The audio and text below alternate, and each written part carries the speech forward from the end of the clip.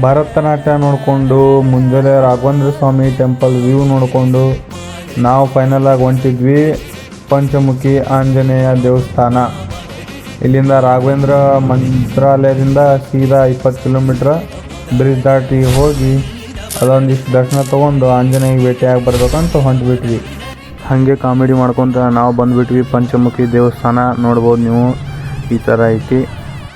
ಆಂಜನೇಯ ಸ್ವಾಮಿ ನೋಡೋಕೆ ನಮಗೂ ಭಾಳ ಕ್ಯೂರಿಯಾಸಿಟಿ ಇತ್ತು. ಗದ್ಲಂತ್ರ ಅನಾಮತ ಇತ್ತು. ಒಳಗಡೆ ಕ್ಯಾಮ್ರಾಗೆ ಪರ್ಮಿಷನ್ ಇರಲಿಲ್ಲ, ಅದಕ್ಕೆ ಮಾಡಲಿಲ್ಲ ವಿಡಿಯೋ. ಅಲ್ಲಿಂದ ದರ್ಶನ ಮುಗಿಸ್ಕೊಂಡು ಸೀದಾ ನಾವು ಬಂದಿದ್ದ ಮಂತ್ರಾಲಯ, ರಿಟರ್ನ್ ಮಂತ್ರಾಲಯ ಬಂದು ಕೇಸಿ ಬೆಳಗ್ಗೆ ಪ್ರಸಾದ ಮಾಡಿರಲಿಲ್ಲ ನಾವು ಮುಂಜಾನೆ. ಅದಕ್ಕೆ ಇವಾಗ ಮಾಡಮಂತೇಳಿ ಪಾಳೆ ಹಚ್ಚಿದ್ವಿ. ಹೆವಿ ಪಾಳೆ ಇತ್ತು. ಅದೆಲ್ಲ ಮುಗಿಸ್ಕೊಂಡು ಸೀದಾ ಪ್ರಸಾದಕ್ಕೆ ಕುಂದ್ವಿ. ರಾಘವೇಂದ್ರ ಪ್ರಸಾದ ಮಾಡಕತ್ವಿ. 4 ಮಂದಿ ಕಾಂಪಿಟೇಷನ್ ಬಿದ್ದಿತ್ತು. ಪರವಾಗಿಲ್ಲ, ಹಾಗೆ ತಿಂತ ನಾವು ಇನ್ನೇನು ನಮಗೇನು ಪ್ರಸಾದ ಸಿಗೋ ಭಾಗ್ಯ ಇಲ್ಲ ಅಂತ ಅಂದ್ಕೊಂಡಿದ್ವಿ. ಸಾಯಂಕಾಲ ಹೋಗಿ ಆರಾಮ ಸೈಕಾಗಿ ತಿಂದು ಬಂದ್ವಿ. ಎಲ್ಲರಿಗೂ ನಮಸ್ಕಾರ. ನಾವು ಬೆಳಗ್ಗೆ ಜಳಕ ಮಾಡ್ಕೇಸಿ ನೀಟಾಗಿ ಊರಿಗೆ ಹೋಗೋ ಪ್ಲಾನಿಂಗ್ದಾಗ ನಾವಿದ್ವಿ. ರಾಯರ ಟೆಂಪಲಿಗೆ ಬಂದ್ವಿ, ಎಲ್ಲ ನೋಡಿದ್ವಿ.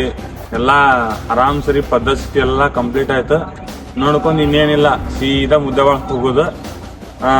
ಈಗ ಕಾಯಿನ ಒಂದಿಷ್ಟು ಮಂದಿ ನಾವು ದೋಸ್ತರು ಕಾಯಿ ಹೊಡ್ಸ್ಕೊಂಡ್ ಬಂದಿಲ್ಲ, ಕಾಯಿ ಹೊಡ್ಸ್ಕೊಂಡ್ ಬರ್ಬೇಕು.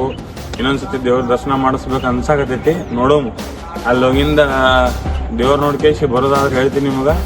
ಇವತ್ತಿನ ಲಾಗ್ ಒಳಗೆ ಇಷ್ಟು ಹೇಳ್ತೀನಿ. ಇದ್ರೊಳಗೆ ಮಂತ್ರಾಲಯಕ್ಕೆ ಬಂದ್ರೆ ಒಂದು ವೇಳೆ ಬಂದ್ರೆ ರೂಮ್ ಮಾತ್ರ ಹಿಡಿಲೇಬೇಕು. ಅಲ್ಟಿಮೇಟ್ ರೂಮ್ಸ್, ಆರಾಮ್ ಇರ್ಬೋದು, ಟೆನ್ಷನ್ ಇರಲ್ಲ. ಯಾಕಂದ್ರೆ ಲಗೇಜ್ ಹೊತ್ಕೊಂಡು ಅಲ್ಲಿ ಇಲ್ಲಿ ತಿರ್ಗಾಡೋದಿರಲ್ಲ. ಆನ್ಲೈನ್ ಒಳಗೆಲ್ಲ ತೋರಿಸ್ತಾರೆ, ಅಲ್ಲಿ ಸಿಗ್ತಾವೆ ಇಲ್ಲಿ ಸಿಗ್ತಾವೆ. ನೀವು ಇಲ್ಲಿ ಬಂದ್ರೆ ಎಲ್ಲ ಗೊತ್ತಾಗ್ಬಿಡ್ತೈತಿ. ನಾವೇನಿದ್ರಾಗ ಹೇಳುವಂಥ ಅವಶ್ಯಕತೆ ಇಲ್ಲ. ಆರಾಮ್ ಬರ್ರಿ, ಆರಾಮ್ ಪೀಸಾಗಿ ಆರಾಮ್ ಫುಲ್ ಶಾಂತಿಯಿಂದ ರಾಯರ ದರ್ಶನ ಆಗುತ್ತಾ.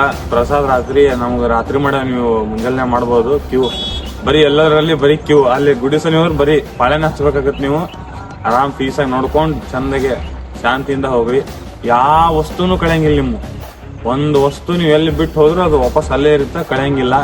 ಮಂತ್ರಾಲಯದಾಗೆಲ್ಲ ಮುಗಿಸ್ಕೊಂಡು ದರ್ಶನ ಎಲ್ಲ ಮಾಡ್ಕೊಂಡು ಅಲ್ಲಿಂದ ಬಿಟ್ಟಿದ್ದ ರಾಯಚೂರ್ದಾಗ ಒಂದು ಚಾದ ಅಂಗಡಿ ಸೈಡ್ ಹಾಕೊಂಡು ಚಾ ಕುಡಿದ್ವಿ.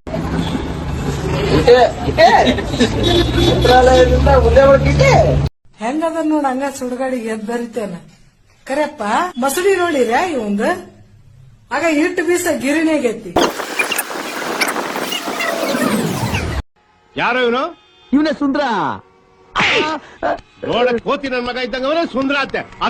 ಅಲ್ಲಿಂದ ಗಾಡಿ ತೆಗೆದ್ವಿ, ಸೀದಾ ತಿಂತೀನಿ ಮೋನೇಶ್ವರ್ಗೆ ಹೋಗಮ್ಮು. ಅಲ್ಲಿ ಹೋಗಿ ಜಳಕ ಮಾಡೋ ಪ್ಲಾನಿಂಗ್ ಮಾಡ್ಕೊಂಡ್ವಿ.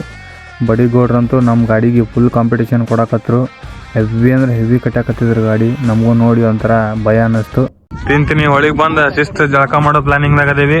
ಬಡಿಗೌಡ ಫುಲ್ ಬಿಸಿ. ಹುಡುಗಿಯಾರ ಫೋನ್ ಹಚ್ರ ಒಂದರಿಂಗ್ನಾಗ ಫೋನ್ ಹತ್ತಿ, ನಾವ್ ಹಚ್ರ ಒಂದ್ ತಾಸ ಆದ್ರೂ ಎತ್ತು ಸುಳ್ಳ ಚಾರ್ಜ್ ಇಟ್ಟಿನಿ ಅಲ್ಲಿ ಹೋಗಿನಿ ಅಂತ ಹೇಳ್ತಿ. ಎಷ್ಟು ಬದ್ಮಾಸ್ ಹಡ್ಸಿ ಮಗ ಅದ್ರಿ ದೋಸ್ತ್ನಿ. ವೀರೇಶನ ಫುಲ್ ಔಟ್. ಗುಡಿ ಅಲ್ಲಿ ಐತಿ, ನಾವ್ ಇಲ್ಲಿ ಬಂದ್ವಿ. ಹೆಂಗ ಬಂದ್ವಿ ನಾವು? ಎಲ್ಲ ದೇವರ ಸಮುದ್ರಾಳು.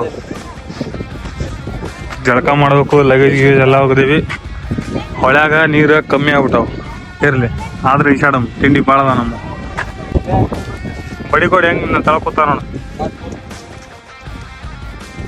ಫೈನಲಿ ನಾವು ಸ್ಕೂಟಿಯಿಂದ ದಂಡಿಗೆ ಹೋಗುವ ಸಾಹಸ.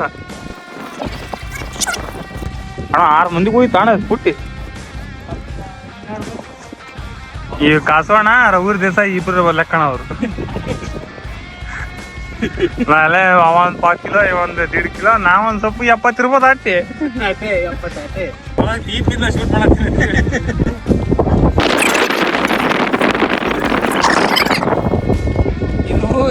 ಇದು ಇರಕ ಮನುಷ್ಯ ಅಲ್ಲ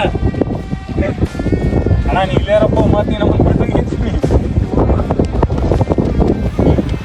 ಎಲ್ಲರೂ ಫ್ರೆಶ್ ಆಗಿ ಜಳಕ ಮಾಡ್ಕೊಂಡು ನಾವು ಈ ದಂಡಿ ಬಿಟ್ಟು ಆ ದಂಡಿಗೆ ಹೊಂಟ್ಬಿಟ್ವಿ. ಅಲ್ಲಿ ತಿಂತೀನಿ ಮೋನೇಶ್ವರರ ಮೂರ್ತಿ ಅದಾವು, ಅವು ಇವು ನೋಡಿದ್ವಿ, ದೂರಿಂದನೇ ನೋಡಿದ್ವಿ. ಅಲ್ಲಿ ಹೋಗೋಣ ನಡ್ರಿ ಅಂತೇಳಿ ಎಲ್ಲರೂ ಪುಟ್ಟಿ ತೊಗೊಂಡು ಹೊಂಟ್ವಿ. ಹೋಗ್ಬೇಕಾದ್ರೆ ಇಲ್ಲಿ ನಮಗೆ ರೈಟ್ ಸೈಡಿಗೆ ಕಾಣಿಸ್ತು ತಿಂತೀನಿ ಮೋನೇಶ್ವರ ಅವರ ಒಂದು ಮೂರ್ತಿ.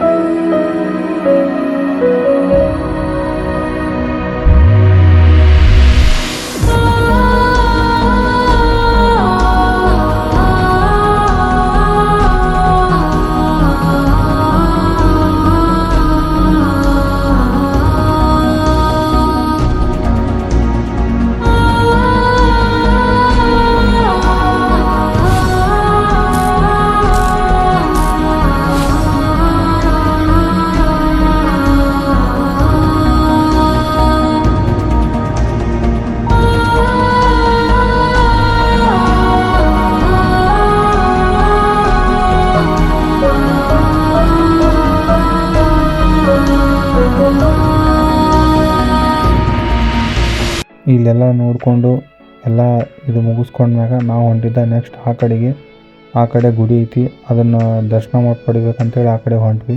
ಇದೇ ಸುಕ್ಷೇತ್ರ ತಿಂತಿನಿ ಮೌನೇಶ್ವರ. ನಾವು ಮೆಟ್ಲು ಏರ್ಕೊಂಡ್ಕೆ ದೇವಸ್ಥಾನ ಒಳಗೆ ಹೊಂಟ್ಬಿಟ್ವಿ.